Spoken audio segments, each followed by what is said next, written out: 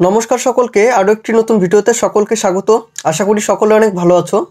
তো আজকে দেখো যে বইটি সম্পর্কে আলোচনা করব সেটি হচ্ছে ইন্ডিয়ান পলিটি অ্যান্ড কনস্টিটিউশনের যে বইটা রয়েছে, বর্ণপরিচয় থেকে প্রকাশিত হয়েছে। এই বইটি সম্পর্কে আজকে জেনে নেব যে ভেতরে কী কী কন্টেন্ট রয়েছে বা কতটা পরিবর্তন হলো। এই বইটি তোমার একদম নতুন এডিশন রয়েছে। এখানে লক্ষ্য করবে যে WBCS প্রিলিমস এবং মেন্সেরও কিন্তু এখানে উল্লেখ রয়েছে। তো সেক্ষেত্রে WBCS এর যারা এক্সাম দেবে, তো সেক্ষেত্রে প্রিলিমস এবং মেন্সের জন্য কিন্তু বইটি ব্যবহৃত করতে পারো। এছাড়া দেখবে যে পিএসসির যে সমস্ত পরীক্ষা রয়েছে, এসএসসি, রেল, পুলিশ, এই সমস্ত পরীক্ষার জন্য তোমরা বইটি পারচেস করতে পারো। এছাড়া school service and other exam যেগুলো রয়েছে ইন্ডিয়ান পলিটি সম্পর্কে তোমরা বইটা দেখতে পারো। আর বইটিতে 8000+ MCQ রয়েছে। MCQ দেখতে পাবে যে বাংলা ভার্সন এবং ইংরেজি ভার্সনে দুটো ক্ষেত্রেই কিন্তু MCQগুলো রয়েছে।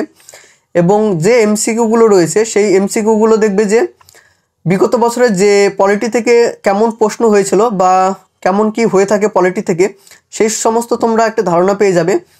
একটা বিস্তারিত জানার জন্য এই পলিটি বইটা রয়েছে। এবং শেষে দেখতে পাবে যে ওয়ান লাইনার ফরম্যাটে অনেক প্রশ্ন রয়েছে যেগুলো ধরো আমাদের খুব ইম্পর্টেন্ট থেকে থাকে। বইটির সম্পাদনায় রয়েছে জগন্নাথ জানা স্যার। এবং বইটির যে থিকনেস লক্ষ্য করবে প্রায় অনেকটা অংশ নিয়ে কিন্তু থিকনেসটা রয়েছে। এবং ব্যাক সাইডটা ঠিক এইরকম রয়েছে। এখানে আমি উল্লেখ করতে চাইবো, তোমরা যদি এই চ্যানেলে নতুন হয়ে থাকো তাহলে চ্যানেলটি অবশ্যই সাবস্ক্রাইব করে রেখো। এছাড়া ডেসক্রিপশনে দেখবে যে আমাদের টেলিগ্রামের গ্রুপের লিঙ্ক রয়েছে, সেখানে চাইলে তোমরা জয়েন হয়ে যেতে পারো।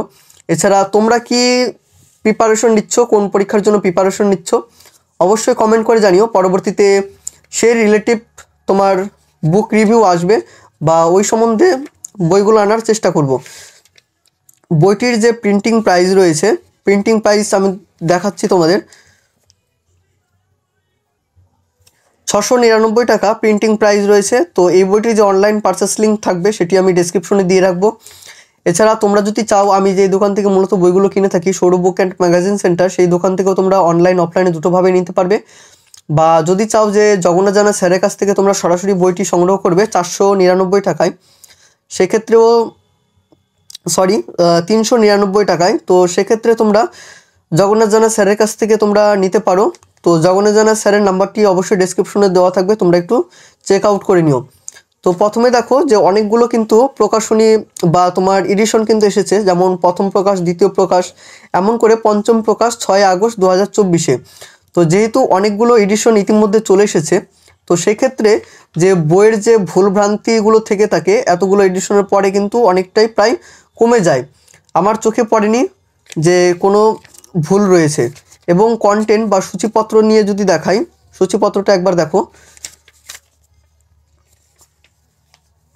সূচিপত্রতে দেখো যে গণপরিষদ এবং ভারতীয় সংবিধান এবং বাবা সাহেব আম্বেদকর, ভারতীয় সংবিধানের প্রকৃতি এবং প্রধান বৈশিষ্ট্য, ভারতের রাজ্যসমূহের ইউনিয়ন এবং তার ভূখণ্ড, নাগরিকতা, মৌলিক অধিকার এবং কর্তব্য, রাষ্ট্র পরিচালনার নির্দেশমূলক নীতিসমূহ, ভারতের কেন্দ্রীয় শাসন বিভাগ এবং তার বিভিন্ন পদাধিকারী ব্যক্তিগণ, ভারতীয় সংবিধানের বিভিন্ন ধারা এবং তার আলোচনা, সংবিধানের সংশোধন, ভারতের বিচার ব্যবস্থা, পার্লামেন্ট বা সংসদ, ভারতের কয়েকটি গুরুত্বপূর্ণ মামলা, রাজ্য সরকার, ভারতের নির্বাচন কমিশনার, সরকারি ভাষা, নারী আন্দোলন, তপশিলি জাতি, উপজাতি এবং অন্যান্য অগ্রসর শ্রেণী এবং ধর্মীয় আন্দোলন, ভারতীয় সংসদ এবং বিভিন্ন কমিটির পর্যালোচনা, বাজেট এবং বিল, স্থানীয় স্বায়ত্তশাসন ব্যবস্থা, জরুরি অবস্থা, ভারতের জাতীয় রাজনীতি এবং সংবিধানের কিছু গুরুত্বপূর্ণ বিষয়, জম্মু কাশ্মীর এবং ইন্ডিয়ান পেনাল কোড, এই সমস্ত সূচিপত্রতে রয়েছে। এবং তারপরে দেখবে যে এক নজরে গুরুত্বপূর্ণ বিষয় বলে উল্লেখ রয়েছে, যেমন অতি গুরুত্বপূর্ণ প্র্যাকটিস সেট দেখবে 60টি সেট, 50টি করে প্রশ্ন রয়েছে, অধ্যায়ভিত্তিক MCQ প্রশ্নোত্তর, ইংরেজি ভার্সনে রয়েছে গুরুত্বপূর্ণ প্রশ্নোত্তর, ওয়ান লাইনার, যেটা আমি প্রথমে উল্লেখ করেছিলাম যে ওয়ান লাইনারের কিছু প্রশ্ন থাকবে। বিগত বছরের প্রশ্নোত্তর 2001 থেকে 2023 পর্যন্ত যতগুলো বিগত বছরের প্রশ্ন রয়েছে সেই সমস্ত প্রশ্নগুলো কিন্তু আমরা এখানে মূলত দেখতে পাবো। প্রথম অধ্যায় দেখো গণপরিষদ এবং ভারতীয় সংবিধান থেকে ভারতীয় সঙ্গীত বন্দে মাতরম। বন্দে মাতরম সম্পর্কে বিস্তারিত আলোচনা রয়েছে, যেমন 1875 খ্রিস্টাব্দে বঙ্কিমচন্দ্র চট্টোপাধ্যায় 1838 থেকে 1894 খ্রিস্টাব্দে গানটি সংস্কৃত ভাষায় রচনা করেন। বর্তমানে হুগলির চুঁচুড়াতে বসে হুগলি নদীর তীরে অবস্থিত আধ্যা পরিবারে বসে রচনা করেন। এমন বিস্তারিত কিন্তু আলোচনাগুলো রয়েছে। 1947 সালে 15 আগস্ট কারা ভারতীয় পার্লামেন্ট দ্বৈত কণ্ঠে জনগণ গান এবং বন্দে মাতরম গান গেয়েছিলেন?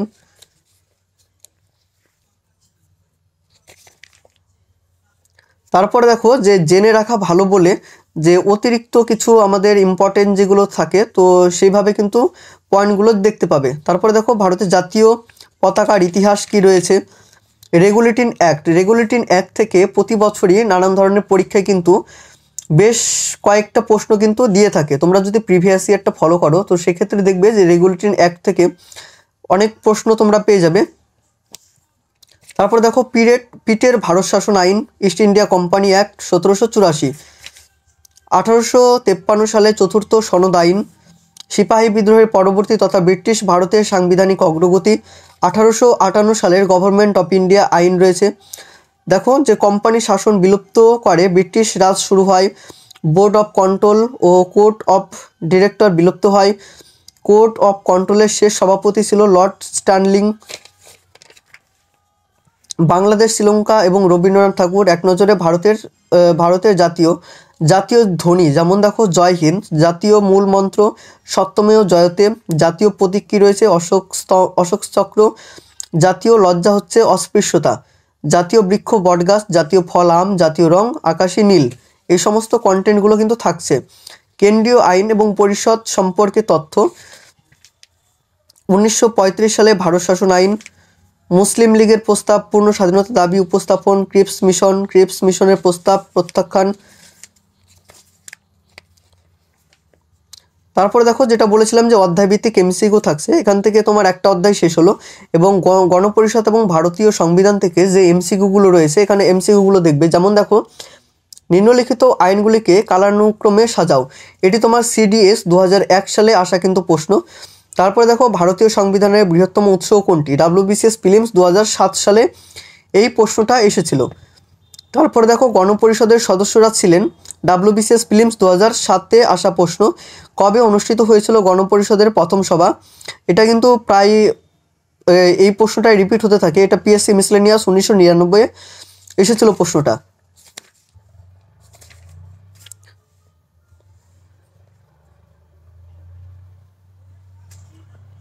তারপর দেখো রাজ্যের মুখ্যমন্ত্রী এবং অন্যান্য মন্ত্রীদের নতুন বেতন কাঠামো, যে মুখ্যমন্ত্রী কত টাকা বেতন পেয়ে থাকে, পূর্ণমন্ত্রী কত টাকা বেতন পেয়ে থাকে, রাষ্ট্রমন্ত্রী কতটা বেতন পেয়ে থাকে, বিধায়করা কতটা বেতন পেয়ে থাকে, এই সমস্ত প্রশ্নগুলো দেখবে যে এসে থাকে যে মুখ্যমন্ত্রীর বেতন কত হয়। তারপর দেখো যে অন্তর্বর্তী সরকার বলে কিছু এখানে প্রশ্ন উত্তর রয়েছে, যেমন অন্তর্বর্তীকালীন সরকার কোন সালের কত তারিখে গড়ে ওঠে? 1946 সালের 2 সেপ্টেম্বর। এই সময় ভাইসরয় ছিলেন লর্ড ওয়াভেল এবং ভারত সচিব ছিলেন পেথিক লরেন্স। অন্তর্বর্তীকালীন সরকার মোট কয়টি আসন ছিল? 14টি।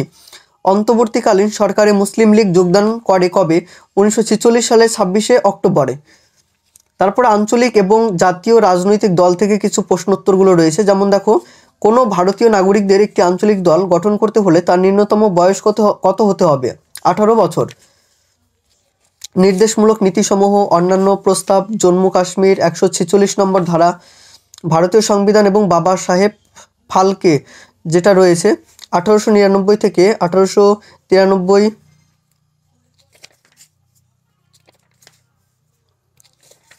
এটা কিন্তু চলছেই দেখো। তারপর দেখো রচনাবলিত সংকলিত অন্যান্য যে রচনাগুলো রয়েছে, প্রথম খণ্ড, দ্বিতীয় খণ্ড, তৃতীয় খণ্ড, টোটালটাই ভাগ করে কিন্তু রয়েছে। তো প্রথম অধ্যায় দেখতে পেলে যে কতটা কন্টেন্ট কিন্তু রয়েছে। এক্ষেত্রে যে একটা বিষয় বোঝা যায় যে পলিটি সম্পর্কে তোমাদের কোনো ডাউট থাকবে না আশা করি যে বইটি যখন ফলো করবে। তারপর দেখো দ্বিতীয় অধ্যায় ভারতীয় সংবিধানের প্রকৃতি এবং তার প্রধান বৈশিষ্ট্যসমূহ থেকে ভারতীয় সংবিধানের প্রধান বৈশিষ্ট্যসমূহ যেটা রয়েছে বা প্রস্তাবনার উপস্থিতি কি রয়েছে এখানে পয়েন্টগুলো দেখতে পাবে। তারপর দেখো সার্বভৌম, সমাজতান্ত্রিক, ধর্মনিরপেক্ষতা, গণতান্ত্রিক, সাধারণতন্ত্র, ভারত শাসন আইনের প্রস্তাব, সুপরিবর্তনীয় এবং দুষ্পরিবর্তনীয় সংবিধানের সংমিশ্রণ। তারপরে অধ্যায় শেষে যেটা উল্লেখ করেছিলাম যে কিছু এমসিকিউগুলো থাকবে অধ্যায় শেষে। ভারতীয় সংবিধানের কাদের স্বীকৃতি দেয়? রেলওয়ে, এটা TC এবং CC 2008 সালে আসা একটি প্রশ্ন। ভারতীয় সংবিধানে কতগুলি ধারা এবং তপশিলি রয়েছে? এই প্রশ্নটা দেখবে যে বারবার কিন্তু রিপিট হতে থাকে। এটা রেল গ্রুপ ডি 2012-তে এসেছিল এই প্রশ্নটা। তো রেল পরীক্ষা বা রেলের যারা গ্রুপ ডির জন্য প্রিপারেশন নিচ্ছ তারাও কিন্তু এই বইটা সংগ্রহ করতে পারবে নিঃসন্দেহে। ভারতীয় সংবিধান থেকে দেখো সংবিধানগুলি নিচে আলোচনা করা হলো। 1 নম্বর সংবিধান সংশোধন 1806 1951-তে আনা হয়।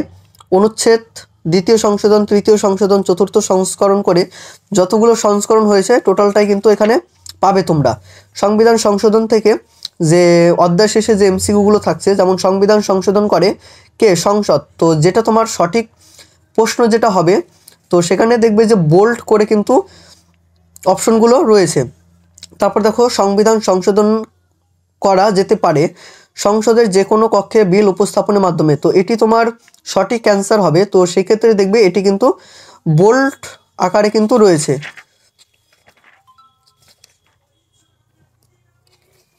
ভারতীয় বিচার ব্যবস্থা, পার্লামেন্ট বা সংসদ, একটু আমি পজ করে চলছি, টোটালটা দেখাতে গেলে ভিডিওটা অনেক বড় হয়ে যাবে।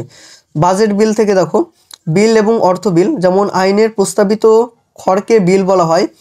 বিল দু প্রকার হয়ে থাকে, একটা হচ্ছে সরকারি বিল আর একটা হচ্ছে বেসরকারি বিল। মন্ত্রীগণ পার্লামেন্ট যে বিল উপস্থাপন করেন তাকে সরকারি বিল বলে এবং পার্লামেন্টের সাধারণত সদস্য কর্তৃক উপস্থাপিত বিলকে বেসরকারি বিল বলা হয়। সরকারি বিলকে দুভাগে ভাগ করা হয়, সাধারণ বিল এবং অর্থ বিল। তারপর দেখো এটা দেখবে যে বিল, সরকারি বিল এবং বেসরকারি বিল বলে যে সুন্দর করে একটা চার্ট রয়েছে এবং অর্থ বিল সম্পর্কে এখানে বিস্তারিতভাবে আলোচনা থাকছে, যেটা তোমার চার্ট আকারে রয়েছে। তারপর এখান থেকে তোমার বিস্তারিত থাকছে। 1988 থেকে 1989 সালের পিকে থাঙ্গন কমিটি এই পরিবর্তনগুলি, যতগুলো পরিবর্তন হলো পরিবর্তন সম্পর্কে রয়েছে। গ্রাম পঞ্চায়েত ব্যবস্থা, পঞ্চায়েত সমিতি, মোট আসন কতগুলো হয়ে থাকে। তারপরে দেখো যে কিছু গুরুত্বপূর্ণ প্রশ্নাবলী, যেমন পশ্চিমবঙ্গ পঞ্চায়েত ব্যবস্থার কটি স্তর রয়েছে? জেলা পরিষদের রাজনৈতিক প্রধানকে কি বলা হয়? পশ্চিমবঙ্গের এখনো পর্যন্ত মোট কতবার পঞ্চায়েত নির্বাচন হয়েছে? গ্রাম পঞ্চায়েত ভোট শুরু হয় কবে? পশ্চিমবঙ্গে ত্রিস্তরীয় পঞ্চায়েত ব্যবস্থা কবে চালু হয়? পঞ্চায়েত সমিতির প্রশাসনিক প্রধানকে কি বলা হয়ে থাকে?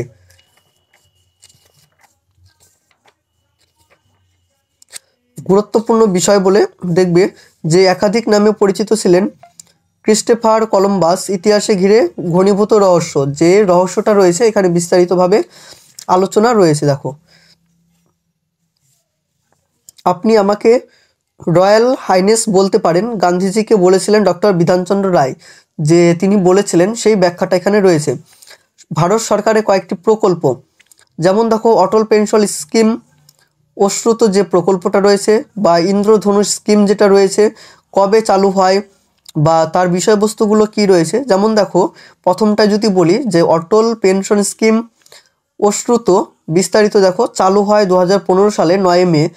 এটি অসংগঠিত ক্ষেত্রের শ্রমিকদের জন্য হয়েছে। Atal Mission for Rejuvenations and Urban Development হয়েছিল। তারপর দেখো ডিজিটাল ইন্ডিয়া, দীনদয়াল উপাধ্যায় গ্রামীণ কৌশল্য যোজনা। কোন দেশের আইনসভাকে সকল আইনসভার জননী বলা হয়? আসন সভাকে সকল আইনসভার জননী বলা হয়, এটা হচ্ছে ব্রিটেনের।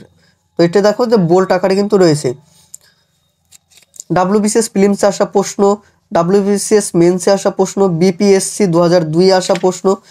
তারপর দেখো অতি গুরুত্বপূর্ণ প্র্যাকটিস সেট, এখান থেকে তোমাদের কিছু প্র্যাকটিস সেট রয়েছে, এখান থেকে তোমরা প্র্যাকটিস করে নিতে পারবে।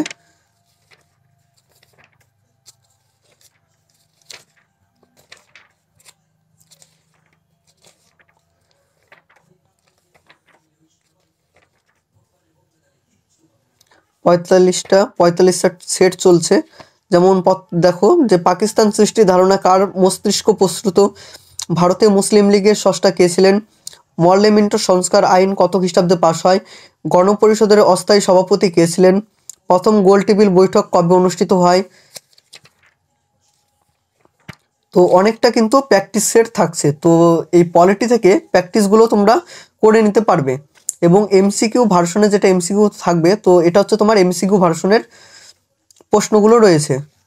এবং ওয়ান লাইনারের যে প্রশ্নগুলো রয়েছে যেটা আমি উল্লেখ করেছি, তো ওয়ান লাইনার আমি তোমাদের কিছু দেখাচ্ছি।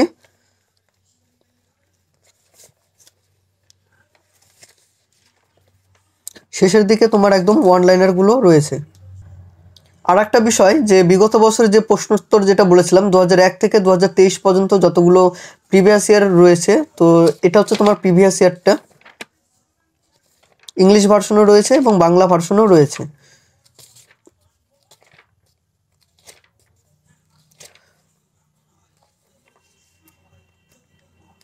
তো আমি ভিডিওটা বেশি বড় করছি না, তোমাদের দেখার সুবিধার্থে বইটি সম্পর্কে তোমাদের কোনো যদি প্রশ্ন থেকে থাকে বা কোনো যদি ডাউট থেকে থাকে তাহলে অবশ্যই আমাকে কমেন্ট করে জানাও, আমি রিপ্লাই করে অবশ্যই বলে দিব। এছাড়া সকলেই টেলিগ্রামের সাথে যুক্ত থেকো। দেখা হচ্ছে অন্য কোনো ভিডিওতে, ততক্ষণ পর্যন্ত সকলে অনেক ভালো থাকো, সুস্থ থাকো।